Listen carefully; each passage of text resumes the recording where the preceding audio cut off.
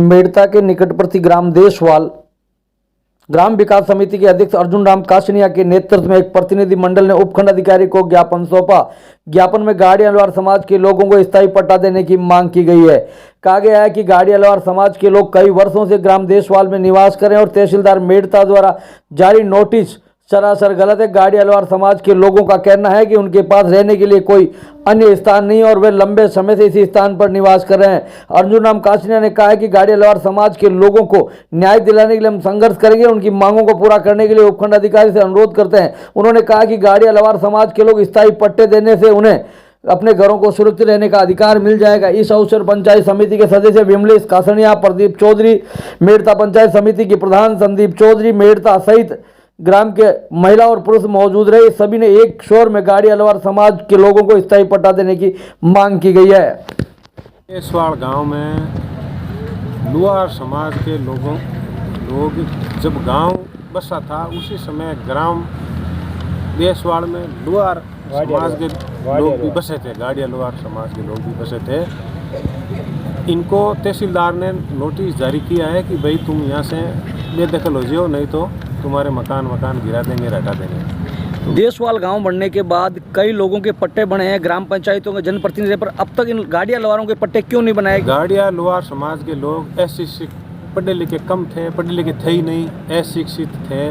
इसी कारण से इन्होंने पट्टे हटों का ध्यान रखा नहीं और गोचर भूमि का भी इनको पता नहीं था कि यह जमीन कौन सी किस्म में आती है। जब ये बसे थे उसमें कोई किस्म होती भी नहीं थी। आज इनके किस्मों के जाल में फंसाकर इनको नोटिस देकर हटवाने का प्रयास किया जा रहा है। क्या इन लोगों के वहाँ पक्के मकान बने हुए हैं, कच्चे मकान है, क्या स्थिति है? मकान पक्के बने हुए हैं और जब गांव बसा था उसी समय ये बसे हैं, तो फिर इनको क्यों हटाया जा रहा है? ऐसे कितने परिवार हैं, कितने मकान बने हुए हैं अभी तक? लगभग 30 से 40 परिवार ऐसे हैं जो बसे हुए हैं और इनको मकान के पट्टे जब तक नहीं मिलेंगे तब तक हमें, चाहे हमारा खून भी बसाना पड़े हमें, तो हम बसाएंगे, लेकिन इनको पहले पट्टा जारी करवाएंगे। जिस जमीन पर ये बसे हुए वो कौन सी जमीन है, किस किस्म की है? वो अभी गोचर भूमि आती है। गोचर भूमि में गांव के 50% लोगों ने भी अवैध कब्जे कर रखे हैं। वो तो अवैध है। इनके तो बसने का मुख्य कारण भी ये है कि इनके पास इसके अलावा कोई ज़मीन भी नहीं है। इनका जो मकान बने हुए हैं वो भी इसी वहीं बने हुए हैं, इसके अलावा रहने के लिए ज़मीन भी नहीं है। तो गरीबों के तो मकान हटाने की बातें कर रही है सरकार और अमीरों को से दे रही है। ये हमें बर्दाश्त नहीं है। हम तो जहाँ गरीब है वहाँ हम लोग हैं, हम गांव के लोग हैं।